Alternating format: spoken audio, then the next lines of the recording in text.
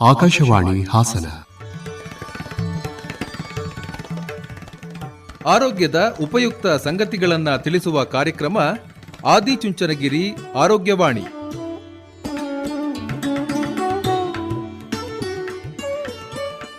ಕೇಳಿ ಕಾರ್ಯಕ್ರಮ ಆದಿಚುಂಚನಗಿರಿ ಆರೋಗ್ಯವಾಣಿ.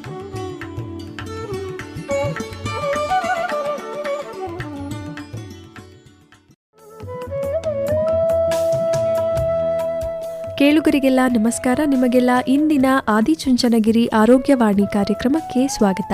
ಈ ಕಾರ್ಯಕ್ರಮದಲ್ಲಿ ಮಕ್ಕಳ ಬೆಳವಣಿಗೆಯಲ್ಲಿ ಪೋಷಕರ ಪಾತ್ರ ಈ ಕುರಿತು ಮಾಹಿತಿ ಮಾಡಿಕೊಡಲಿದ್ದಾರೆ ಡಾಕ್ಟರ್ ಕೆ.ಬಿ. ಮಹೇಂದ್ರಪ್ಪ. ಇವರೊಂದಿಗೆ ಸುಜಾತ ಎಫ್. ತಳವಾರ್.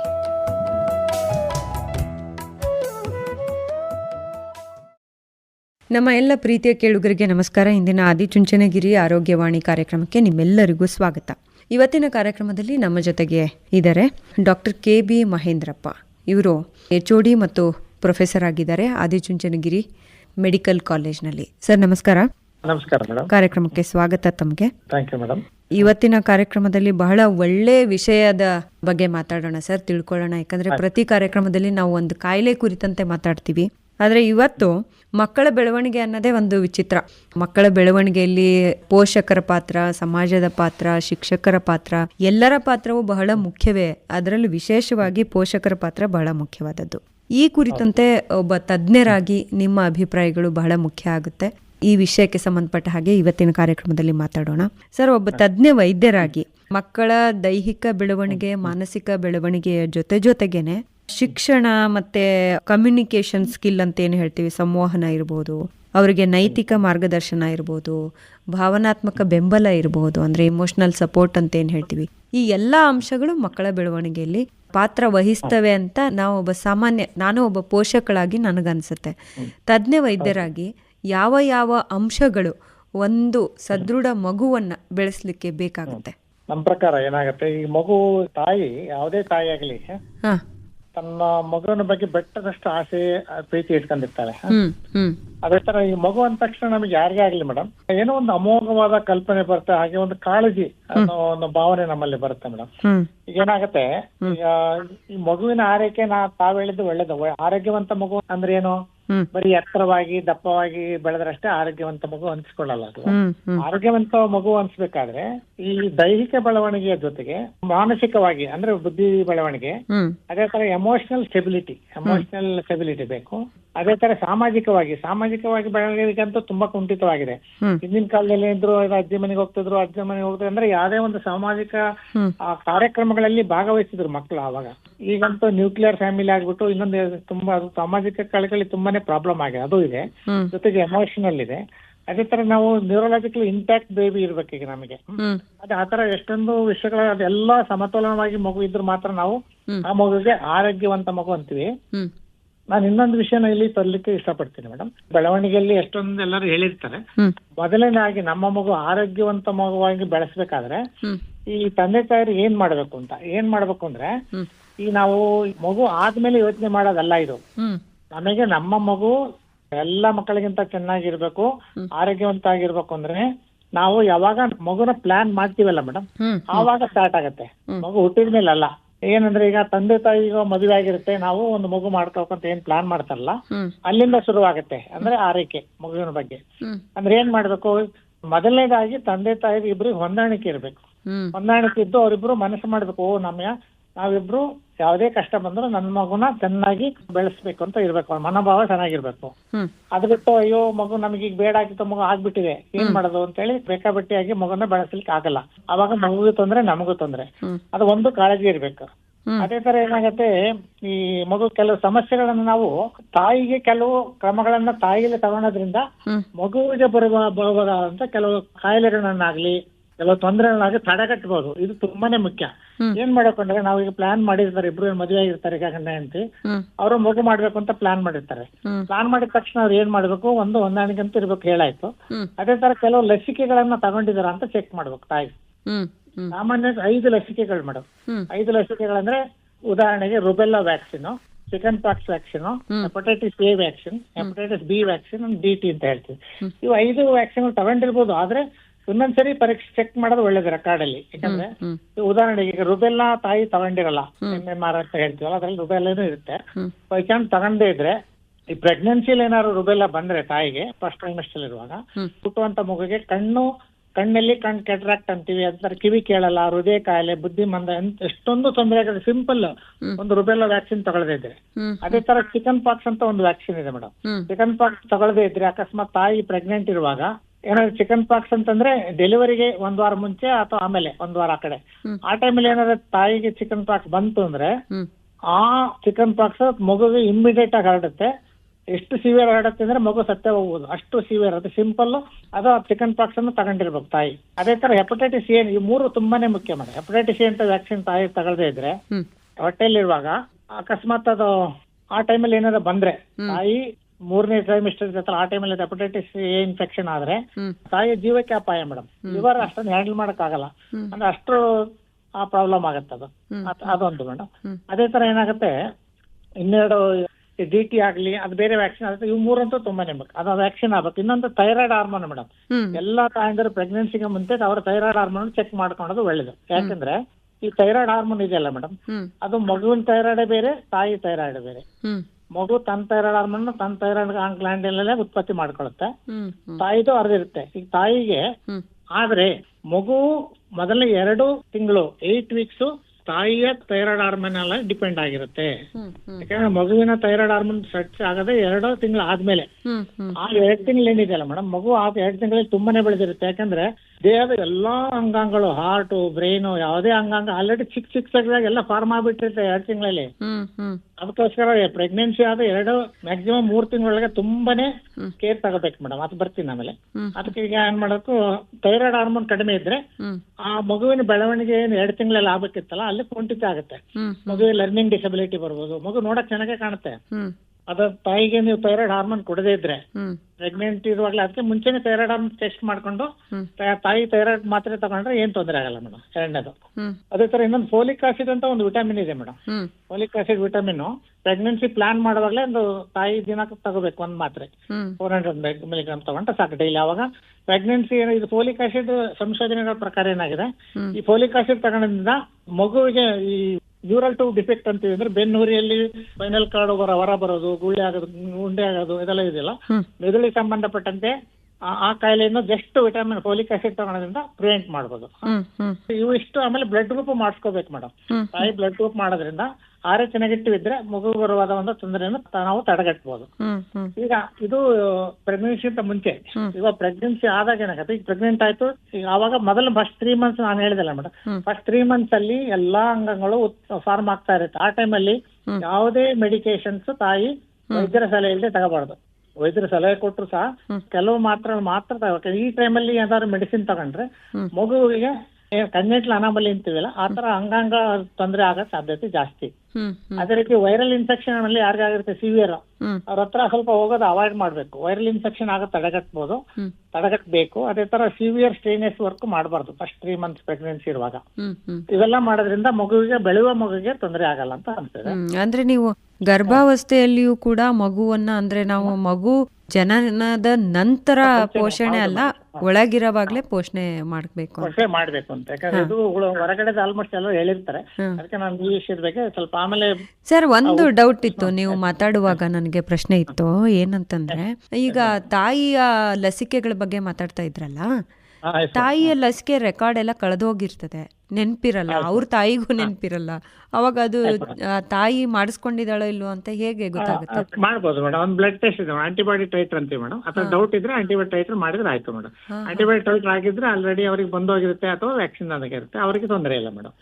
ಯಾವುದೇ ಅವ್ರಿಗೆ ಎಕ್ಸ್ಪೋಸ್ ಆಗದೆ ಇದ್ರೆ ಆ ವೈರಸ್ಗೆ, ಅದು ಫಸ್ಟ್ ಟೈಮ್ ಪ್ರೆಗ್ನೆನ್ಸಿಯಲ್ಲಿ ಬಂದ್ರೆ ಮಾತ್ರ ಮಗುವಿಗೆ ತೊಂದರೆ ಆಗುತ್ತೆ. ಅವ್ರಿಗೆ ಆಲ್ರೆಡಿ ಚಿಕನ್ ಪಾಕ್ಸ್ ಬಂದೋಗಿದ್ರೆ ಅಥವಾ ರುಬೆಲ್ಲಾ ಬಂದೋಗಿದ್ರೆ ಆಲ್ರೆಡಿ ಆಂಟಿಬಾಡಿ ಬಂದಿರುತ್ತೆ, ಅವಾಗೂ ಏನ್ ತೊಂದರೆ ಆಗಲ್ಲ ಮೇಡಮ್. ಅದು ಆಂಟಿಬಾಡಿ ಟೈಟರ್ ಮಾಡಿಸ್ಕೋಬಹುದು ಡೌಟ್ ಇದ್ರೆ ಮೇಡಮ್. ಈಗ ಈ ಎಲ್ಲ ಲಸಿಕೆಗಳ ಬಗ್ಗೆ ಆಯ್ತು, ಮತ್ತೆ ನೀವು ಕೆಲವು ಮಾತ್ರೆಗಳನ್ನು ತೆಗೆದುಕೊಳ್ಳೋದ್ರ ಬಗ್ಗೆ ಮಾತಾಡಿದ್ರಿ ಸರ್. ಹೌದು ಮೇಡಮ್. ಮತ್ತೆ ಬೇರೆಲ್ಲ ಈಗ ಮಾಮೂಲಿ ಸ್ಕ್ಯಾನ್ ಮಾಡೋದು 3 ತಿಂಗಳಿಗೆ ಮಾಡ್ಬೇಕು ಮೇಡಮ್. ಆಮೇಲೆ ಹೆರಿಗೆ ಮಾತ್ರ ಆಸ್ಪತ್ರೆಯಲ್ಲೇ ಮಾಡಿಸ್ಕೋಬೇಕು ಮೇಡಮ್. ಹೆರಿಗೆ ಮಾತ್ರ ಆದಷ್ಟು ಯಾರು ಅಜ್ಜಿ ಹೇಳಿದ್ರು ತಾತ ಹೇಳಿದ್ರೆ ಮನೆಗಳಲ್ಲಿ ಮಾತ್ರ ಹೆರಿಗೆ ಆ ಚಾನ್ಸ್ ತಗೊಂಡಂಗೆ ಇಲ್ಲ. ಯಾಕಂದ್ರೆ ಯಾವ ಮಗು ಹುಟ್ಟಿದ ತಕ್ಷಣ ಯಾವುದೇ ಸ್ವಲ್ಪನೇ ಮಗು ತಕ್ಷಣ ಅಳದೆ ಇದ್ರೆ ಉಸಿರಾಟ ಅಂದ್ರೆ ಆಸ್ಪತ್ರೆಯಲ್ಲಿ ತಕ್ಷಣ ಚಿಕಿತ್ಸೆನ ಕೊಡ್ತಾರಲ್ಲ ವೈದ್ಯರು. ಅದೇ ತರ ಮನೆಯಲ್ಲಿ ಆದ್ರೆ ಬುದ್ಧಿಮಂದ ಆಗೋದು, ಮುಂದೆ ತೊಂದರೆ ಆಗೋ ಚಾನ್ಸಸ್ ಜಾಸ್ತಿ. ಹಾಸ್ಪಿಟಲ್ ಅಲ್ಲೇ ಮಾಡಿಸ್ಕೋಬೇಕು. ಆಮೇಲೆ ಇನ್ನೊಂದು ವಿಷಯ ಅಂದ್ರೆ ತಾಯಿ ಹಾಲು, ನಾವೆಲ್ಲರಿಗೂ ಹೇಳಿರ್ತಾರೆ ಇದು, ತಾಯಿ ಹಾಲು ಅತಿ ಮುಖ್ಯ. ಏನು ನಾವು ಜೀವನ ಹಾಲು ಅಂತೀವಲ್ಲ ಮೇಡಮ್, ಜೀವನ ಹಾಲನ್ನ ತಪ್ಪದೇ ಕೊಡ್ಬೇಕು. ಯಾಕಂದ್ರೆ ಅದರಲ್ಲಿ ಆಂಟಿಬಾಡೀಸ್ ಎಲ್ಲ ಇರುತ್ತಲ್ಲ, ಮಗುವಿಗೆ ಯಾವುದೇ ತಮ್ಮ ರುಟೀನ್ ಇನ್ಫೆಕ್ಷನ್ಸ್ ಏನಿದೆ ಅದು ತಾಯಿಯಲ್ಲಿ ಬಂದು ತಾಯಿಯಲ್ಲಿ ಆ ರೋಗ ನಿರೋಧಕ ಶಕ್ತಿ ಎಲ್ಲವೂ ಇರುತ್ತೆ, ಅದು ಈ ಜೀವನ ಹಾಲು ಮೂಲಕ ಮಗುಗೆ ಸೇರುತ್ತೆ. ಹಾಗಾಗಿ ಜೀವನ ಹಾಲು ಕೊಡಬಾರ್ದು ಅಂತ ಏನು ಕೆಲವು ಹಳ್ಳಿಗಳಲ್ಲಿ ತಪ್ಪು ಕಲ್ಪನೆ, ಅದು ತೊಡೆದ್ಬಿಟ್ಟು ಎಲ್ಲರೂ ಹುಟ್ಟಿದ ಅರ್ಧ ಗಂಟೆ ಒಳಗಾಗಿ ಆದಷ್ಟು ತಾಯಿ ಹಾಲನ್ನ ಕಂಟಿನ್ಯೂ ಮಾಡಬೇಕು. ಆಮೇಲೆ ಹಾಲು ಕುಡಿಸುವಾಗ ಇನ್ನೊಂದು ವಿಷಯ, ಕೆಲವರು ಮನೆಯಲ್ಲಿ ಒಂದೇ ರೂಮ್ ಇರ್ಬೋದು ಅಥವಾ ದೊಡ್ಡ ಹಾಲ್ ಇರ್ಬೋದು, ಎಲ್ಲರಿಗೂ ಓಡಾಡ್ತಿರ್ತಾರೆ. ತಾಯಿ ಹಾಲು ಕುಡಿಸುವಾಗ ಒಂದು ಸೆಪರೇಟ್ ರೂಮ್ ಅಲ್ಲಿ ಸಮಾಧಾನದಿಂದ ಕೂತ್ಕೊಂಡು ಯಾವುದೇ ಯೋಚನೆ ಮಾಡದೆ ತನ್ನ ಮಗುವಿನ ಬಗ್ಗೆ ಮಾತ್ರ ಯೋಚನೆ ಮಾಡಿ, ಅಂದ್ರೆ ಪ್ರೀತಿಯಿಂದ ಹಾಲು ಕುಡಿಸಿದ್ರೆ ಹಾಲು ಜಾಸ್ತಿ ಬರುತ್ತೆ ಮೇಡಮ್. ಈಗ ಏನಾಗುತ್ತೆ, ಕೆಲವರು ರೂಮ್ ಕದ ಬಡಿಯೋದು, ಅವ್ರಿಗೆ ಡಿಸ್ಟರ್ಬ್ ಮಾಡೋದು, ಇದು ಹಾಲು ಬರೋದು ಇದು ಎಮೋಷನಲ್ ಮೈಂಡಿನ ಮಗು ಆ ತಾಯಿ ಮಗುವಿನ ಬಗ್ಗೆ ಕಾಳಜಿ ಆದಾಗ ತಕ್ಷಣ ರಿಫ್ಲೆಕ್ಸ್ ಆಗಿ ಹಾಲು ಸೆಕ್ರೇಟ್ ಆಗುತ್ತೆ. ಆಮೇಲೆ ಚಿಕ್ಕ ಮಕ್ಕಳಿಗೆ 2 ಗಂಟೆಗೆ ಒಂದ್ಸರಿ ಕುಡಿಸ್ಬೇಕು. ಆಮೇಲೆ ರಾತ್ರಿ ಟೈಮು ಜಾಸ್ತಿ ಕುಡಿಸ್ಬೇಕು. ಯಾಕಂದ್ರೆ ಪ್ರೊಲ್ಯಾಕ್ಟಿನ್ ಅಂತ ಏನು ಹಾರ್ಮೋನ್ ಇದೆಯಲ್ಲ ಅದು ರಾತ್ರಿ ಜಾಸ್ತಿ ಸೆಕ್ರೇಟ್ ಆಗುತ್ತೆ ಮೇಡಮ್. ತಾಯಂದ್ರಿಗೆ ರಾತ್ರಿ ಟೈಮು ಹಾಲು ಜಾಸ್ತಿ ಬರುತ್ತೆ, ಹಾಗಾಗಿ ಕರೆಕ್ಟ್ ಆಗಿ ಕುಡಿಸ್ಬೇಕು. ಅವ್ರು ಒಂದ್ಸರಿ ಏನ್ ಹಾಲು ಕುಡಿಸ್ತಾರಲ್ಲ, ಅಟ್ಲೀಸ್ಟ್ ಒಂದು 20 ಮಿನಿಟ್ಸ್ ಆದ್ರೂ ಒಂದೇ ಸೈಡ್ ಕುಡಿಸ್ಬೇಕು. ಅವಾಗ ಅದಕ್ಕೆ ನಾವು ಪವರ್ ಮಿಲ್ಕ್, ಹೈಂಡ್ ಮಿಲ್ಕ್ ಅಂತೀವಿ. ಪವರ್ ಮಿಲ್ಕ್ ಅಲ್ಲಿ ಬರೀ ಕಾರ್ಬೋಹೈಡ್ರೇಟ್, ಶುಗರ್ ಅದೆಲ್ಲ ಬರುತ್ತೆ. ಹೈಂಡ್ ಮಿಲ್ಕ್ ಅಲ್ಲಿ ಫ್ಯಾಟ್ ಎಲ್ಲ ಬರುತ್ತೆ. ಎಲ್ಲಾ ತರದ ನ್ಯೂಟ್ರಿಷನ್ ಒಂದೇ ಸೈಡ್ ಹಾಲು ಕುಡಿಸಿ ಒಂದು ಅಟ್ಲೀಸ್ಟ್ ಒಂದು 20-25 ಮಿನಿಟ್ಸ್ ಒಂದೇ ಸೈಡ್ ಕ್ರಮವಾಗಿ ಕುಡಿಸಿ, ಆಮೇಲೆ ಬೇಕಾದ್ರೆ ಚೇಂಜ್ ಮಾಡೋದು, ಫ್ರೀಕ್ವೆಂಟ್ ಆಗಿ ಚೇಂಜ್ ಮಾಡಬಾರ್ದು. ಸಮಾಧಾನದಿಂದ ಹಾಲು ಕುಡಿಸಿದ್ರೆ ಎಷ್ಟೊಂದು ಕಾಯಿಲೆಗಳು ಎಲ್ಲಾನು ತಡೆಗಟ್ಟಬಹುದು ಮೇಡಮ್. ಆಮೇಲೆ 6 ತಿಂಗಳವರೆಗೂ ಬರೀ ತಾಯಿ ಹಾಲು ಎಕ್ಸ್ಕ್ಲೂಸಿವ್.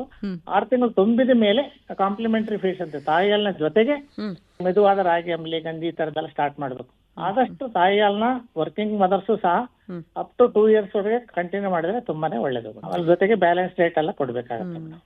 ಸರ್, ಮಕ್ಕಳಿಗೆ ನನ್ಗೆ ಇನ್ನೊಂದು ಸಣ್ಣ ಸಂದೇಹ ಇತ್ತು. ಏನಂದ್ರೆ ಆಗತಾನೆ ಹುಟ್ಟಿದ ಮಗುಗೆ ಕಾಮಾಲೆ ರೋಗ ಬರುತ್ತೆ ಅಂತಾರಲ್ಲ, ಯಾಕೆ?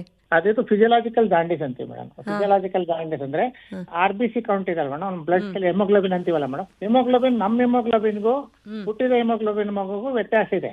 ಯಾಕೆಂದ್ರೆ ಹೊಟ್ಟೆ ಒಳಗಿನ ಮಗು ನಮ್ಮಷ್ಟು ಆಕ್ಸಿಜನ್ ಸಿಗಲ್ಲ ಅದಕ್ಕೆ.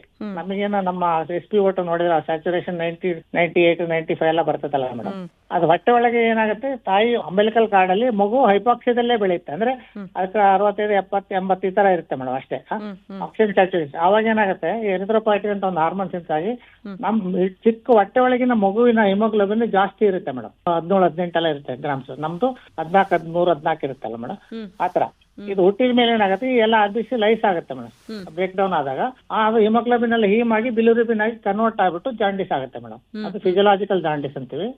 ನಾವು ತಕ್ಷಣ ಫೀಡ್ ಮಾಡದೇ ಇರೋದ್ರಿಂದ ಈ ಬಿಲಿರುಬಿನ್ ಏನು ಬಯಲಲ್ಲಿ ಗಡ್ ಇಂಟ್ರೆಷನ್ ಹೋಗುತ್ತಲ್ಲ, ಫೀಡ್ ಮಾಡದಿದ್ರೆ ವಾಪಸ್ ಮತ್ತೆ ಅಬ್ಸರ್ವ್ ಆಗಿ ಮತ್ತೆ ಬ್ಲಡ್ ಸೇರ್ಕೊಳ್ಳುತ್ತೆ. ಹಾಗಾಗಿ ಹುಟ್ಟಿದ ತಕ್ಷಣ ಮಗುಗೆ ಹಾಲು ಕೊಡ್ಸೋದ್ರಿಂದ ಈ ಬಿಲಿರುಬಿನ್ ಎಕ್ಸಿಟ್ ಆಗಿದ್ದು ಸೀದಾ ಮೋಷನ್ ಅಲ್ಲಿ ಹೊರಟೋಗುತ್ತೆ ಮೇಡಮ್. ಅದು ಫೀಡಿಂಗ್ ಮಾಡದಿದ್ರು ಸಹ ನಾವು ಎಂಟ್ರಿಯಾಪಟಿಕ್ ಸರ್ಕ್ಯುಲೇಷನ್ ವಾಪಸ್ ಬಂದು ಮತ್ತೆ ಬ್ಲಡ್ ಜಾಂಡಿಸ್ ಮಾಡುತ್ತೆ. ಲಿವರ್ ಫಂಕ್ಷನ್ ಕಂಪ್ಲೀಟ್ ಆಗಿ ಮೆಚೂರ್ ಆಗದ್ರಿಂದ ಈ 2-3 ಕಾರಣದಿಂದ ಎಲ್ಲಾ ಮಕ್ಕಳಿಗೆ ಆಲ್ಮೋಸ್ಟ್ 60% ಆಫ್ ನ್ಯೂ ಬಾರ್ನ್ಸ್ಗೆ ಜಾಂಡಿಸ್ ಬರುತ್ತೆ. ಅದು ಫಿಸಿಯಲಾಜಿಕಲ್ ಅಂತೀವಿ. ಅದಕ್ಕೆ ಏನು ಮಾಡ್ಬೇಕಾಗಿಲ್ಲ. ಒಂದು ನೀವು ವಿಶೇಷತೆ ಕಾರಣ ಅಂದ್ರೆ ಆ ಅಂಗೈ ಅಂಗಾಲು ಹಳದಿ ಆದ್ರೆ ಅದು ಜಾಂಡಿಸ್ ಜಾಸ್ತಿ ಅಂತ, more than 15 milligram ಅಂತ ನಮ್ ಕ್ಲಿನಿಕಲ್ಲಿ ನೋಡೋದ್ರಾಗೆ ಎಲ್ಲ ನೋಡ್ತಿರ್ತೀರಿ. ಮುಖ ಅಷ್ಟೇ ಹಳದಿರುತ್ತೆ, ಅಪ್ ಟು ಹೊಟ್ಟೆವರೆಗೂ ಹಳದಿರುತ್ತೆ, ಕಾಲ್ವರೆಗೂ ಹಳದಿರುತ್ತೆ. Okay, no problem. ಅದೇ ಅಂಗೈ ಅಂಗಾಲು ಹಳದಿ ಕಂಡ ತಕ್ಷಣ ಇಮ್ಮಿಡಿಯೇಟ್ ಆಗಿ ಹಾಸ್ಪಿಟ್ಲಿಗೆ ಬರ್ಬೇಕಾಗತ್ತೆ. ಅವಾಗ ನಾವು ಫೋಟೋಥೆರಪಿ ಅಂತ ಟ್ರೀಟ್ಮೆಂಟ್ ಸ್ಟಾರ್ಟ್ ಮಾಡ್ಬೇಕಾಗತ್ತೆ. ಇಲ್ಲಾಂದ್ರೆ ಅದು ಮೆದುಳಿಗೆ ಏರಿ ನಾವು ಕರ್ನಿಕ್ಟರ್ಸ್ ಅಂತ ಒಂದು ಕಾಯಿಲೆ ಬರುತ್ತೆ, ಮೆದುಳು ಡ್ಯಾಮೇಜ್ ಆಗ್ಬಿಡುತ್ತೆ. ಬಿಲಿರುಬಿನ್ ಜಾಸ್ತಿ ಇದೆ ಜಾಂಡಿಸ್. ಹಾಗಾಗಿ ಇದು ಫಿಸಿಯಲಾಜಿಕಲ್ ಜಾಂಡಿಸ್ ಆಗಿರೋದ್ರಿಂದ ನಾವು ಅಂದ್ರೆ ಒಂದು ಕೇರ್ ಅಂದ್ರೆ ಸಿಂಪಲ್, ಮಗು ಎಲ್ಲಾ ಮಕ್ಕಳಿಗೆ ಬರುತ್ತೆ. ಜಾಂಡಿಸ್ ಬರೀ ಕಾಲವರೆಗೆ ಹೊಟ್ಟೆಯಲ್ಲಿ ಮುಖದಲ್ಲಿ ಇದ್ರೆ ಏನ್ ಗಾಬರಿ ಆಗ್ಬೇಕಾಗಿಲ್ಲ. ಮಗು ಆಕ್ಟಿವ್ ಆಗಿ ಹಾಲು ಕುಡಿತಾ ಆಕ್ಟಿವ್ ಇದ್ರೆ ಏನ್ ತೊಂದರೆ ಇಲ್ಲ. ಅಂಗೈ ಅಂಗಾಲು ಹಳದಿ ಕಂಡ ತಕ್ಷಣನೇ ಬರ್ಬೇಕಾಗತ್ತೆ ಮೇಡಮ್. ಅವಾಗ ಅದು 15 ಮೇಲಿದ್ರೆ ಮಾತ್ರ ಅಂಗೈ ಅಂಗಾಲು ಹಳದಿ ಬಣ್ಣ ಬರುತ್ತೆ, ಇಲ್ಲಾಂದ್ರೆ ಪಿಂಕ್ ಆಗಿರುತ್ತೆ. ಅಂಗೈ ಅಂಗಾಲು ಕೆಂಪಿದ್ದು ಮಗು ಆಕ್ಟಿವ್ ಇದ್ರೆ ಏನು ಗಾಬರಿ ಆಗ್ಬೇಕಾಗಿಲ್ಲ ಮೇಡಮ್. ಸರ್, ಈಗ ಮಗು ಹುಟ್ಟಿದಾಗ ಒಂದು ಚಾರ್ಟ್ ಕೊಡ್ತೀರಿ ಲಸಿಕೆಗಳನ್ನ ಹಾಕಿಸೋದು. ಹೌದು ಮೇಡಮ್. ಈಗ ಸರ್ಕಾರಿ ಆಸ್ಪತ್ರೆಗಳಲ್ಲಿ ಹೆರಿಗೆ ಆದಂತಹ ಮಕ್ಕಳಿಗೆ ಅಷ್ಟೊಂದು ಇರೋದಿಲ್ಲ. ಹೌದು ಮೇಡಮ್. ಅಂದ್ರೆ ನಾನು ನಿಮ್ಮನ್ನ ಯಾಕೆ ಕೇಳ್ತಿದ್ದೀನಿ ಅಂದ್ರೆ, ಕೆಲವ್ರಿಗೆ ತುಂಬಾ ಲಸಿಕೆಗಳನ್ನ ಕೊಟ್ಟು ಇನ್ನು ಕೆಲವ್ರಿಗೆ ಕಡಿಮೆ ಲಸಿಕೆಗಳನ್ನ ಕೊಡ್ತೀವಿ. ಅದರಿಂದ ಏನ್ ತೊಂದರೆ ಆಗಬಹುದಾ, ಆಗಲ್ವಾ? ಹೇಗೆ ಎಲ್ಲವನ್ನು ಕೊಡಿಸ್ಲೇಬೇಕಾ? ಹೇಗೆ ಎಲ್ಲವನ್ನ ಕೊಡ್ಸೋದ್ರಿಂದ ಒಳ್ಳೇದು. ಎಲ್ಲ ಆದಷ್ಟು ಗೌರ್ಮೆಂಟ್ ಅಲ್ಲಿ ಎಲ್ಲ ಮಾಡಿದ್ದಾರೆ ಮೇಡಮ್. ಈ ಪೆಂಟಾವ್ಯಾಕ್ ಅಂತೇಳಿ ಎಲ್ಲ ಆಲ್ಮೋಸ್ಟ್ ಪ್ರೈವೇಟ್ ಅಲ್ಲಿ ಕೊಡೋದು, ರೋಟಾ ವೈರಸ್ ಎಲ್ಲ ಕೊಡ್ತಾ ಇದಾರೆ. ಗೌರ್ಮೆಂಟ್ ಅಲ್ಲೂ ಸಹ ಆಲ್ಮೋಸ್ಟ್ ಈಗ ರೀಸೆಂಟ್ ಆಗಿ ತುಂಬಾನೇ ಎಲ್ಲಾ ವ್ಯಾಕ್ಸಿನ್ ಕೊಡ್ತಾರೆ. ಕೆಲವು ಈ ಜಾಪನೀಸ್ ಎನ್ಸೆಫೆಲಿಸ್ ಅಂತ ಕೆಲವು ಡಿಸ್ಟ್ರಿಕ್ಟ್ ಮಾತ್ರ, ಮಂಡ್ಯ ಅವೆಲ್ಲಿ ರೈನಿ ಸೀಸನ್ ಪ್ಯಾಡಿ ಬೆಳೆ ಹತ್ರ ಮಾತ್ರ ಅವ್ರಿಗೆ ಕೊಡ್ತೀವಿ. ಆ ಪ್ರದೇಶದವರು ಜಾಪನೀಸ್ ಎನ್ಸೆಫೆಲಿಸ್ ಅಂತ ವ್ಯಾಕ್ಸಿನ್ ಹಾಕ್ಸ್ಕೋಬೇಕಾಗತ್ತೆ. ರೆಗ್ಯುಲರ್ ವ್ಯಾಕ್ಸಿನ್ ಆಲ್ಮೋಸ್ಟ್ ಎಲ್ಲ ಕೊಡ್ತಿದ್ದೀವಿ ಮೇಡಮ್. ಕೆಲವು ಮಾತ್ರ ಅದು ಹಾಕ್ಸ್ಕೊಳ್ಳೋದು ಒಳ್ಳೇದೇ ಮೇಡಮ್. ಅದು ಈಗ ಪ್ರೈವೇಟ್ ಹಾಸ್ಪಿಟಲ್ ನಾವು ಕೊಡ್ತೀವಿ, ಅದು ನಾವು ಆಪ್ಷನಲ್ ವ್ಯಾಕ್ಸಿನ್ ಅಂತೇಳಿ ಇದು ಅವೈಲಬಿಲಿಟಿ ಇರುತ್ತೆ. ನಮ್ಮ ಹಾಸ್ಪಿಟಲ್ ಎಲ್ಲಾ ವ್ಯಾಕ್ಸಿನ್ ನಾವು ಫ್ರೀಯಾಗಿ ಕೊಡ್ತೀವಿ, ಕೆಲವು ಮಾತ್ರ ಆಪ್ಷನಲ್ ಇರುತ್ತೆ. ಅದು ತುಂಬಾ ಕಡಿಮೆ ದರದಲ್ಲಿ ನಾವು ಕೊಡ್ತಾ ಇದ್ದೀವಿ ಮೇಡಮ್. ಎಲ್ಲ ಹಾಕ್ಸೋದು ತುಂಬಾನೇ ಒಳ್ಳೇದು ಮೇಡಮ್. ಎಲ್ಲಾ ವ್ಯಾಕ್ಸಿನ್ಸ್ ಅವೈಲಬಲ್ ಏನಿದೆ ಎಲ್ಲ ಹಾಕ್ಸೋದ್ರಿಂದ ನೀವೇ ಹೇಳ್ತಿರಲ್ಲ madam, prevention is better than cure ಅನ್ನಂಗೆ ಎಷ್ಟೊಂದು ಕಾಯಿಲೆಯನ್ನು ತಡೆಗಟ್ಟೋದು ತುಂಬಾನೇ ಒಳ್ಳೇದು ಮೇಡಮ್. ಜಾಸ್ತಿ ಏನಿಲ್ಲ ಮೇಡಮ್, ಆಲ್ಮೋಸ್ಟ್ ಗೌರ್ಮೆಂಟ್ ಅಲ್ಲಿ ಎಲ್ಲ ಆಲ್ಮೋಸ್ಟ್ ಕವರ್ ಮಾಡಿ 90% ಎಲ್ಲ ವ್ಯಾಕ್ಸಿನ್ಸ್ ಕವರ್ ಮಾಡಿದ್ದಾರೆ ಮೇಡಮ್. ಆಮೇಲೆ ಕೆಲವು ಮಾತ್ರ ನಾವು ಎಕ್ಸ್ಟ್ರಾ ಹಾಕ್ಸ್ಕೊಂಡ್ರೆ ಒಳ್ಳೇದು. ಸರ್, ಈಗ ನೀವು ನವಜಾತ ಶಿಶುವಿನ ಎಲ್ಲ ಅಂದ್ರೆ ಮಗು ಹೊಟ್ಟೆಯಲ್ಲಿ ಮೂಡಿದಾಗಿಂದ ಮಗು ಜನನದ ನಂತರ ಹೇಗಿರ್ಬೇಕು, ಹಾಲು ಕುಡಿಸೋದು ಹೇಗೆ, ಆಮೇಲೆ ಯಾವಾಗ ಅದಕ್ಕೆ ಆಹಾರವನ್ನ ಅಂದ್ರೆ ಹೊರಗಿನ ಆಹಾರವನ್ನ ಶುರು ಮಾಡ್ಬೇಕು ಎಲ್ಲ ಹೇಳಿದ್ರಿ. ಅದು ಬೆಳೀತಾ ಬೆಳೀತಾ ಬೆಳೀತಾ ಅದಕ್ಕೆ ಸ್ವಲ್ಪ ಅದರ ಭಾಷೆ ಬೇರೆ ಇರುತ್ತೆ, ಅಥವಾ ಅದರ ಬೇಕು ಬೇಡಗಳು ಬೇರೆ ಇರುತ್ತೆ, ತಂದೆ ತಾಯಿಗಳು ಅರ್ಥ ಮಾಡ್ಕೊಳ್ಳೋದು ಬೇರೆ ಆಗತ್ತೆ. ಸೊ ಅದನ್ನೆಲ್ಲ ಹೇಗೆ ಮ್ಯಾನೇಜ್ ಮಾಡಬೇಕು, ಹೇಗೆ ನಿರ್ವಹಿಸಬೇಕು ಆ ಪಾತ್ರನ? ಹೌದು ಮೇಡಮ್. ಅದೇನಾಗಿದೆ, ಈಗ ಬೆಳಿತಾ ಅಂದ್ರೆ ಈಗ ಅಡಲೆಸೆಂಟ್ ಒಂದು ದೊಡ್ಡ ಪ್ರಾಬ್ಲಮ್ ಇದೆ. ಅಡಲೆಸೆಂಟ್ ಅಂದ್ರೆ ನಾವು 10 ವರ್ಷದಿಂದ 19 ವರ್ಷಕ್ಕೆ ಅಡಲೆಸೆಂಟ್ ಪೀರಿಯಡ್ ಅಂತೀವಿ, ಅದೊಂದು. ಆಮೇಲೆ ಈ ಬೆಳವಣಿಗೆಯಲ್ಲಿ ಮಕ್ಕಳೇನಾಗುತ್ತೆ, ನಾವು ಅಬ್ಸರ್ವೇಷನ್ ಮೇಡಮ್, ಮೊದಲಿನಂಗೆ ಏನಾಗಿದೆ, ಒಂದು ಸ್ಕ್ರೀನ್ ಟೈಮ್ ಅಂತ ಏನ್ ಹೇಳ್ತಿದ್ವಿ ಮೇಡಮ್, ಈ ಕಂಪ್ಯೂಟರ್ ಆಗ್ಲಿ ಫೋನ್ ಆಗ್ಲಿ ಸ್ಕ್ರೀನ್ ಟೈಮ್ ಬಂದ್ರಿಂದ ತುಂಬಾನೇ ಪ್ರಾಬ್ಲಮ್ ಆಗ್ತಾ ಇದೆ. ಈಗ ಅಮೆರಿಕನ್ ಅಕಾಡೆಮಿ ಪೀಡಿಯಾಟ್ರಿಕ್ಸ್ ಇದೆಯಲ್ಲ, ಅದು ಅವ್ರ ಪ್ರಕಾರ 2 ವರ್ಷ ಮಕ್ಕಳಿಗೆ ಫೋನೇ ಕೊಡಬಾರ್ದು. 2 ರಿಂದ 5 ವರ್ಷದೊಳಗೆ ಮ್ಯಾಕ್ಸಿಮಮ್ 1 hour ಆತರ 1 to 2 hours ಅಷ್ಟೇ ನಾವು ಅವರಿಗೆ ಕೆಲವು ಎಜುಕೇಟಿವ್ ಮಾತ್ರ ಕೊಡ್ಬೇಕಾಗತ್ತೆ. ಅದನ್ನ ನಾವು ಅಬ್ಸರ್ವೇಷನ್ ಇಂದ, ಆಮೇಲೆ ಜೊತೆಗೆ ಟೈಮ್ ಸ್ಪೆಂಡ್ ಮಾಡೋದ್ರಿಂದ, ಅವ್ರ ಬಗ್ಗೆ ಮಕ್ಕಳ ಜೊತೆಗೆ ನಾವು ಬೆರೆಯೋದ್ರಿಂದ, ಅವ್ರನ್ನ ಕಾನ್ಸ್ಟೆಂಟ್ ಆಗಿ ಮಾಡೋದ್ರಿಂದ ಅವರ ಭಾಷೆಗಳನ್ನ ನಾವು ಅರ್ಥ ಮಾಡ್ಕೊಂಡು ಅವ್ರಿಗೆ ಏನೇನ್ ಸಲಹೆ ಕೊಡ್ಬೇಕಾಗತ್ತೆ ಮೇಡಮ್. ಅಡಲೆಸೆಂಟ್ ಪೀರಿಯಡ್ ಏನಾಗುತ್ತೆ, ಕೆಲ ಹಾರ್ಮೋನ್ ಎಫೆಕ್ಟ್ಗಳಿಂದ, ಹಾರ್ಮೋನ್ ಎಫೆಕ್ಟ್ ಇಂದ ಏನಾಗುತ್ತೆ, ಕೆಲವರು ಈ ಹೀರೋಯಿಸಮ್ ಬರುತ್ತೆ ಈ ಏಜ್ ಅಲ್ಲಿ, ಅಡಲೆಸೆಂಟ್ ಏಜ್ ಅಲ್ಲಿ. ಅವರು ಕೆಲವರು ತಂದೆ ತಾಯಿಗಳ ಮಾತಾ ಕೇಳಲ್ಲ. ಅಂದ್ರೆ ಅವಾಗ ಏನಾಗುತ್ತೆ, ಅವ್ರಿಗೆ ಸ್ಪೆಷಲಿ ಬೇರೆ ಅವ್ರ ಫ್ರೆಂಡ್ಸ್ ಮುಂದಾಗ್ಲಿ ಯಾರ ಮುಂದಾಗ್ಲಿ ಅವ್ರಿಗೆ ಫಿಸಿಕಲ್ ಪನಿಷ್ಮೆಂಟ್ ಅಂತ ಕೊಡ್ಲೇಬಾರ್ದು, ಅವ್ರಿಗೆ ಇನ್ಸಲ್ಟ್ ಮಾಡಬಾರ್ದು. ಅಡಲೆಸೆಂಟ್ ಮಕ್ಕಳಿಗೆ ಅವ್ರ ಫ್ರೆಂಡ್ಸ್ ಮುಂದಾಗ್ಲಿ ಏನು ಓದಲ್ಲ, ಮಾರ್ಕ್ಸ್ ತೆಗೆದಿಲ್ಲ, ಅವ್ನ ಮಾರ್ಕ್ಸ್ ಒಬ್ಬರೊಬ್ರು ಕಂಪೇರ್ ಮಾಡಬಾರ್ದು. ಯಾಕಂದ್ರೆ ಈ ಚೈಲ್ಡ್ ಈಸ್ ಯುನಿಕ್. ಒಂದು ವಿಷಯದಲ್ಲಿ ಅವ್ರು ಡೆಫಿನೆಟ್ ಆಗಿ ಅವ್ರೊಂದು ಅಚೀವ್ ಮಾಡ್ತಾರೆ ಅವರು. ಅಡಲೆಸೆಂಟ್ ಪೀರಿಯಡ್ ಏನಿದೆ ಅವಾಗ ಎಷ್ಟೊಂದ್ ಸಾರಿ ಅಡಲೆಸೆಂಟ್ ತಂದೆ ತಾಯಿಗೆ ಏನಾಗತ್ತೆ, ಏನು ಮಾಡಲ್ಲ ಅಂತೇಳಿ ಅವ್ರ ಪನಿಷ್ಮೆಂಟ್ ಕೊಟ್ಟಷ್ಟು ಅದು ನೆಗೆಟಿವ್ ಹೋಗುತ್ತೆ. ಅವ್ರಿಗೆ ಆದಷ್ಟು ಕಾನ್ಫಿಡೆನ್ಸ್ ತುಂಬಬೇಕು, ಅದೇ ಸ್ನೇಹಿತರನ್ನ ಹಿಡ್ಕೊಂಡು ಅವ್ರ ಮೂಲಕನೇ ಹೇಳಿಸ್ಬೇಕಾಗತ್ತೆ. ಅವಾಗ ಏನಾಗತ್ತೆ, ಅವ್ರಿಗೆ ಅರ್ಥ ಆಗುತ್ತೆ. ನಾವು ಒಂದ್ಸರಿ ತಂದೆ ತಾಯಿ ಹೇಳಿದ್ರೆ ಅರ್ಥ ಆಗಲ್ಲ ಅವ್ರಿಗೆ. ಅಂದ್ರೆ ಫ್ರೆಂಡ್ಲಿ ಆಗಿರ್ಬೇಕಾಗತ್ತೆ ಮೇಡಮ್. ಈ ಏಜ್ ಅಲ್ಲಿ ತುಂಬಾನೇ ಫ್ರೆಂಡ್ಲಿ ಆಗಿದ್ದು ಅವ್ರ ಜೊತೆ ಪನಿಷ್ಮೆಂಟ್ ಕೊಡದೆ ಸಹ ಅವರ ಕಾನ್ಫಿಡೆನ್ಸ್ ತಗೊಂಡು ಸ್ಲೋ ಆಗಿ ಅವ್ರಿಗೆ ನಾವು ಅಡ್ವೈಸ್ ಕೊಡ್ಬೇಕಾಗತ್ತೆ ಮೇಡಮ್. ಇಲ್ಲದ್ರೆ ಎಲ್ಲ ನೆಗೆಟಿವ್ ಆಗಿ ಇದ ಕೆಟ್ಟ ಅಭ್ಯಾಸಕ್ಕೆಲ್ಲ ಮಕ್ಕಳು ತುತ್ತಾಗ್ತಾರೆ ಮೇಡಮ್. ಸರ್, ಈಗ ಮಕ್ಕಳ ಮಾನಸಿಕ ಸ್ಥಿತಿಗೂ ಪೋಷಕರ ಮಾನಸಿಕ ಸ್ಥಿತಿಗೂ ಬಹಳ ವ್ಯತ್ಯಾಸ ಇರುತ್ತೆ ಅಲ್ವಾ? ಇದು ಈಗ ಏನ್ ಏಜ್ ಗ್ಯಾಪ್ ಅಂತ ಏನ್ ಹೇಳ್ತೀವಿ ನಾವು, ಜನರೇಷನ್ ಗ್ಯಾಪ್ ಅಂತ, ಹೇಗೆ ಹೊಂದಾಣಿಕೆ ಮಾಡ್ಕೋಬೇಕು? ಮಕ್ಕಳು ದೊಡ್ಡವ್ರಿಗೆ ಹೊಂದಾಣಿಕೆ ಮಾಡ್ಕೊಳ್ಳೋದಲ್ಲ, ದೊಡ್ಡವರು ಅಥವಾ ಪೋಷಕರು ಮಕ್ಕಳೊಟ್ಟಿಗೆ ಹೇಗೆ ಹೊಂದಾಣಿಕೆ ಮಾಡ್ಕೋಬೇಕು? ಯಾಕಂದ್ರೆ ದೊಡ್ಡವರು ಯಾವಾಗ್ಲೂ ಮಕ್ಕಳನ್ನೇ ದೂರ್ತಾರಲ್ವಾ? ಹೌದು ಮೇಡಮ್. ಎಷ್ಟು ಸರಿ ಅದು? ಅದು ಕರೆಕ್ಟ್. ಈಗ ಇದು ತುಂಬಾ ಕಷ್ಟವಾದ ಪ್ರಶ್ನೆನೆ. ಅಂದ್ರೆ ಸೋಷಿಯಲ್ ಆಗಿ ನಾವು ಮಕ್ಕಳಂದ್ರೆ ಅವ್ರ ಲೆವೆಲ್ ನಾವೇ ಎಳಿಬೇಕಾಗತ್ತೆ ಮೇಡಮ್. ಅವ್ರ ಲೆವೆಲ್ ಇಳಿದ್ಬಿಟ್ಟು ನಾವು ಅವ್ರಿಗೆ ಅವ್ರ ಏನೇನಿದೆ ಅವ್ರ ಅರ್ಥ ಮಾಡ್ಕೊಂಡು ವಿಮೆ ಹಾಟು ಅದು ನಾವೇ ಫ್ರೆಂಡ್ ಆಗ್ಬೇಕಾಗತ್ತೆ ಮೇಡಮ್. ಅವಾಗ ಅಷ್ಟೇ ಸಾಧ್ಯ. ಅವ್ರ ಜೊತೆಯವ್ರನ್ನ ನಾವು ತಗೋಬೇಕಾಗತ್ತೆ ಮೇಡಮ್. ಇನ್ನೊಂದು ಬಹಳ ಮುಖ್ಯವಾಗಿ ಪೋಷಕರು ಎದುರಿಸುವಂತ ಸಮಸ್ಯೆ ಏನಂತಂದ್ರೆ, ಮಕ್ಕಳು ಊಟ ಮಾಡಲ್ಲ, ಹೆಲ್ದಿ ಆಗಿರೋದನ್ನ ತಿನ್ನಲ್ಲ. ಅದ್ರ ಬಗ್ಗೆ ಏನ್ ಮಾಡ್ಬೋದು ಸರ್? ಅಂದ್ರೆ ಈಗ ಹೊರಗಡೆಗೆ ಬೇಕಾದಷ್ಟು ಪ್ರಾಡಕ್ಟ್ಸ್ ಸಿಗ್ತವೆ ಮಾರ್ಕೆಟ್ ಅಲ್ಲಿ, ಮನೆ ಊಟಕ್ಕೂ ಅದಕ್ಕೂ ಬಹಳಷ್ಟು ವ್ಯತ್ಯಾಸ ಇದೆ. ಅದನ್ನೆಲ್ಲ ಹೇಗ್ ಸರಿ ಮಾಡ್ಬೋದು? ಹೌದು ಮೇಡಮ್, ತುಂಬಾ ಒಳ್ಳೆ ಪ್ರಶ್ನೆ. ಏನಾಗುತ್ತೆ, ಈಗಂತೂ ಬರೀ ಪಿಜ್ಜಾ ಬರ್ಗರ್ ಆಗದೆ ಮಾಡರ್ನ್ ಜಂಕ್ ಫುಡ್ ಅಂತೀವಿ ಮೇಡಮ್.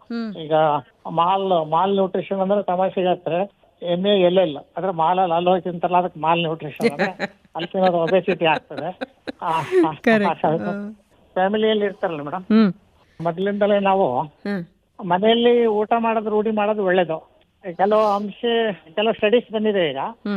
ಏನಂದ್ರೆ ಮೊದಲಿನ 6 months 1 year ಇರ್ತಲ್ಲ ಮೇಡಮ್ ಮಕ್ಕಳು, ಆ ಇನ್ಫೆಕ್ಷನ್ ಅಂತೀವಲ್ಲ, ಸ್ಟಾರ್ಟ್ ಮಾಡ್ತೀವಲ್ಲ, ಆ ಮಕ್ಳಿಗೆ ಈ ಸ್ವೀಟ್ ಐಟಮ್ಸ್ ಜಾಸ್ತಿ ಕೊಟ್ರೆ ಅವ್ರ ಮುಂದೆ ಸ್ವೀಟ್ ತಿನ್ನೋದ ಅಭ್ಯಾಸ ಮಾಡ್ಕೋತಾರೆ ಅಂತ ಅವರಿಗೆ ಸ್ವೀಟ್ ಅಭಿರುಚಿಯಾಗಿ ಜಾಸ್ತಿ ಸ್ವೀಟ್ ತಿಂತಾರೆ. ಅದೊಂದು ಸ್ಟಡಿ ರೀಸೆಂಟ್ ಆಗಿ ಬಂದಿದೆ. ಅಂದ್ರೆ 6 months to 1 or 2 years ವರೆಗೆ ಮಕ್ಕಳಿಗೆ ಮೊದಲೇ ಸ್ವೀಟ್ ಕೊಡ್ಲೇಬಾರ್ದು. ಸ್ವಲ್ಪ ಅಮೆರಿಕದಂತೂ ಕೊಡೋದೇ ಇಲ್ಲ. 6 months to 1 to 2 years ಚಿಕ್ಕ ಮಕ್ಕಳಿಗೆ ಸ್ವೀಟ್ ಅಭ್ಯಾಸ ಮಾಡಲ್ಲ. ಅವಾಗ ಏನಾಗುತ್ತೆ, ಸ್ವೀಟ್ ಅವಾಗ ತಿಂದಷ್ಟು ಅದಕ್ಕೆ ರುಚಿ ಆಗ್ಬಿಟ್ಟು, ಅಂದ್ರೆ ಅದಕ್ಕೆ ಅಡಾಪ್ಟ್ ಆಗ್ಬಿಟ್ಟು ದೊಡ್ಡವರಾದ್ಮೇಲೂ ಸಹ ಈ ಮಕ್ಕಳು ಸ್ವೀಟ್ನೇ ಜಾಸ್ತಿ ತಿಂತಾರೆ ಅಂತ 1-2-3 ಸ್ಟಡಿ ಬಂದಿದೆ. ಅದಕ್ಕೆ ಅದಾತ್ರ ಹೇಳ್ತಾ ಇಲ್ಲ. ಈಗ ಏನಾಗುತ್ತೆ, ನಮ್ಮ ಮನೆಯಲ್ಲೇ ತಿನ್ನೋದ ರೂಢಿ ಮಾಡ್ಬೇಕು ಮೇಡಮ್. ಆಮೇಲೆ ಅವ್ರಿಗೆ ಅದೇ ಈಗ ಅದೆಲ್ಲ ಕೌನ್ಸಿಲಿಂಗ್ ಅಲ್ಲೇ ಮಾತ್ರ ಸಾಧ್ಯ. ಅಂದ್ರೆ ಅವ್ರಿಗೆ ರುಚಿ ಆ ಟೈಮ್ ಟು ಟೈಮ್ ಅವ್ರಿಗೆ ಬೇಕಾದ ನಾವು ಮಾಡಿಕೊಟ್ರೆ, ಎಮೋಷನ್ ಮೇಡಮ್, ಎಮೋಷನಲಿ ಸ್ವಲ್ಪ ಪ್ರೀತಿಯಿಂದ ಅವ್ರಿಗೆ ಮಾತಾಡಿಸಿ ಎಲ್ಲ ಕೊಟ್ರೆ ಮಾತ್ರ ಅವರು ಅದನ್ನ ಅಡ್ಜಸ್ಟ್ ಮಾಡ್ಕೋತಾರೆ ಮೇಡಮ್. ಇಲ್ಲಾಂದ್ರೆ ಅಡ್ಜಸ್ಟ್ ಮಾಡಕ್ ಸಾಧ್ಯ ಇಲ್ಲ. ಈಗ ನಮ್ಮ ಪ್ರದೇಶದಲ್ಲಿ ಮಕ್ಕಳಿಗೆ ಖಾರ ಆಗತ್ತೆ ಅಂತ ಹೇಳ್ಬಿಟ್ಟು ಖಾರ ಅಭ್ಯಾಸನೇ ಮಾಡ್ಸಲ್ಲ ನಾವು. ಎಲ್ಲದಕ್ಕೂ ಸಕ್ಕರೆ ಹಾಕೊಡೋದು, ಬೆಲ್ಲ ಹಾಕೊಡೋದು, ತುಪ್ಪ ಹಾಕೊಡೋದು, ಇದನ್ನೇ ಮಾಡ್ತೀವಿ ಅಲ್ವಾ. ಅದೇ ಬಟ್ ಆತರ ಏನು ಎಫೆಕ್ಟ್ ಬರಲ್ಲ. ಸ್ವೀಟ್ ಇಂದ ಒಂದು ಬಂದಿದೆ. ಖಾರ ತಿಂದ್ರೆ ಅದೇ ಈಗ ಏನಾಗುತ್ತೆ, ಕೆಲವರಿಗೆ ಗ್ಯಾಸ್ಟ್ರೈಟಿಸ್ ಅಂತಾರೆ, ಅದು ನೋಡಿ ಮಾಡ್ಕೋಬೇಕಷ್ಟೇ. ಅಂದ್ರೆ ಅವ್ರಿಗೇನು ಎನಿ ಪೆಲೆಟಬಲ್ ಫುಡ್, ಬ್ಯಾಲೆನ್ಸ್ ಡಯಟ್ ಅಂತೀವಿ ಮೇಡಮ್. ಈಗ 5ನೇ 1 ಭಾಗ ಸೀರಿಯಲ್ಸ್ ಅಂತೀವಿ, ರಾಗಿ ರೊಟ್ಟಿ ಆತರ ಎಲ್ಲ. ಇನ್ನು 5ನೇ 1 ಭಾಗ ಡೈರಿ ಪ್ರಾಡಕ್ಟ್ಸ್, ಇನ್ನು 5ನೇ 1 ಭಾಗ ಪ್ರೋಟೀನ್, ಕಾಳು ಬೇಳೆ ಈ ತರದ್ದು, ಈ ತರ ಎಲ್ಲ ಅಂದ್ರೆ ಸೊಪ್ಪು ತರಕಾರಿ, ಇದೆಲ್ಲ ಭಾಗ ಒಂದರಲ್ಲಿ ಇರ್ಬೇಕಾಗತ್ತೆ ಮೇಡಮ್. ಅವಾಗ ಬ್ಯಾಲೆನ್ಸ್ ಡಯಟ್ ಅಂತೀವಿ ಮೇಡಮ್. ಅದನ್ನ ನಾವು ಆದಷ್ಟು ಡೈಲಿ ಆಹಾರದಲ್ಲಿ ನಾವು ಅಳವಡಿಕೆ ಅಂದ್ರೆ, ಆಮೇಲೆ ಅವ್ರಿಗೆ ರುಚಿಯಾಗಿ ಅಂತ ಮಾಡಿ, ಮೇನ್ಲಿ ಪ್ರೀತಿ ಮೇಡಮ್. ಪ್ರೀತಿಯಿಂದ ತಿನ್ಸಾಗ ಯಾವ ಮಗು ಆದ್ರೂ ಅದು ಬೇಡ ಅನ್ನಲ್ಲ. ಅದೇನ ತಂದೆ ತಾಯಿ ಕೆಲ್ಸಕ್ಕೆ ಹೋಗಿರ್ತಾರೆ, ಏನೋ ಒಂದು ನೆಗ್ಲೆಕ್ಟ್ ಮಾಡೋದೇನಾಗುತ್ತೆ, ತಿನ್ನಂತ ಮಗು ಸಹ ತಿನ್ನಲ್ಲ ಮೇಡಮ್. ಇದಕ್ಕೆಲ್ಲ ಇದು ತುಂಬಾನೇ ಸ್ವಲ್ಪ ಕಷ್ಟ ಪಡ್ಬೇಕಾಗತ್ತೆ ಪೇರೆಂಟ್ಸ್. ಅದಕ್ಕೆ ಸರಿಯಾಗಿ ಸ್ಲೋ ಅಂಡ್ ಸ್ಟಡಿ ಆಗಿ ಅವರು ನ್ಯೂಟ್ರಿಷನ್ ಬಗ್ಗೆ ಮಾಡ್ಬೇಕಾಗತ್ತೆ ಮೇಡಮ್. ತುಂಬಾ ಧನ್ಯವಾದಗಳು ಸರ್. ಇಷ್ಟೊತ್ತು ಮಕ್ಕಳ ಬೆಳವಣಿಗೆಯಲ್ಲಿ ಪೋಷಕರ ಪಾತ್ರ ಏನು ಅನ್ನೋದನ್ನ ತಜ್ಞ ವೈದ್ಯರಾಗಿ ಬಹಳ ಚೆನ್ನಾಗಿ ತಿಳಿಸ್ಕೊಟ್ಟಿದ್ರಿ. ಧನ್ಯವಾದಗಳು. ಧನ್ಯವಾದಗಳು. ಇದುವರೆಗೆ ಮಕ್ಕಳ ಬೆಳವಣಿಗೆಯಲ್ಲಿ ಪೋಷಕರ ಪಾತ್ರ ಈ ಕುರಿತು ಮಾಹಿತಿ ಮಾಡಿಕೊಟ್ಟವರು ಡಾಕ್ಟರ್ KB ಮಹೇಂದ್ರಪ್ಪ. ಇವರೊಂದಿಗೆ ಸುಜಾತಾ F. ತಳವಾರ್.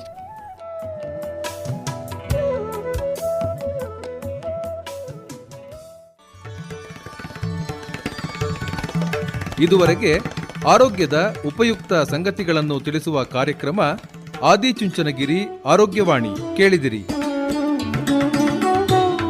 ಕಾರ್ಯಕ್ರಮದ ನಿರ್ಮಾಣ ಸುಜಾತಾ F. ತಳವಾರ್. ಇದು ಹಾಸನ ಆಕಾಶವಾಣಿಯಿಂದ ಮೂಡಿಬಂತು.